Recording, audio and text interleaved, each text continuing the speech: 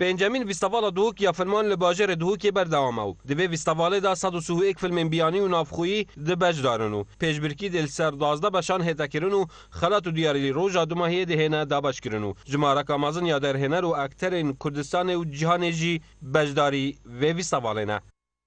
فيلمي هافي بون انكو الفراق فيلم شيستونه خلكه جدارين انا برای من هكار عبد القادري وين اگر ديار زاني اسب خومه فيلم يبجدار بويل چندین فستیوال الجهاني ديسا يدبش پشبركي دال فستیوال دو گرا پنجه ما فيلمي شيستونه خلكه فیلم اتش مجموعه نزدیکی حیفه که چند روزت کات ما اینا پیو بوی نگرتناوی از هیچ کم ام چاوره خالات باش بین بوی فیلمی. دفمن پیدویه یعنی کامرات همین مدیا تایبت او روشنامه وانتینه بره که تختیا فستیوالت یعنی او به چند بدن دیار کردن کانی فرقی نه برای اف سالا و سالا بار و سالت بیت چنه میوان تایبت گل میوانه تایبت وان کسید بجدار گل میوانه از حس کم بسیار شوانا بینه کردن براستی. For me, it's the first time here in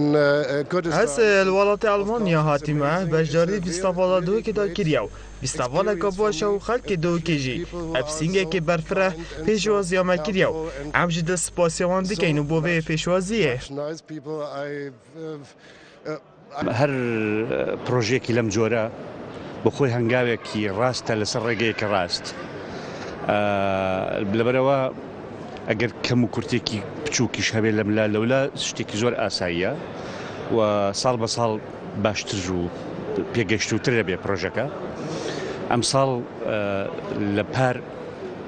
بەهێزترێکە و ئەو فیلمانی تێدا بەشداری دەکەن و ئەو وڵاتانی هاتوون لە پیشەسازی فیلمە پێشکەوتون. دوی فستیوال دا چندین پانل و سیمینار لدورچانی و پیشخصنا سینمای دهنا پیشکش کردن.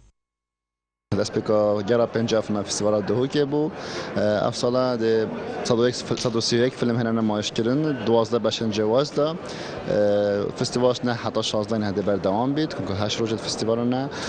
بالاف که نه خرد در روز 16 نه بید روز دمایک فستیوال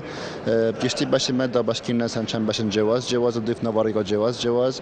بشن بریکان ده 6 بجبن که بکاتیش بریکان سینما کردی و سینما جهانی سر هر 6 بشن باش نه سر کرده فیلم و بلگه فیلم و فیلم درجین فیکشن اش بلیف نمایش فیلم ها گرد چرا که دیجی هنه و کو ورکشاپ و پنل و سمینار هنه بردام هولا کنگیرا و هولا مازی. پنجمین فستیوال دهوک یا بردوام و روزانه فیلم لهول دهوک مولو هولا کنگران لزانکوی دهوک دهنه نمایش کردنو بودم 8 روزان دیا بردوام بیتن به آرامدی بادینان سات.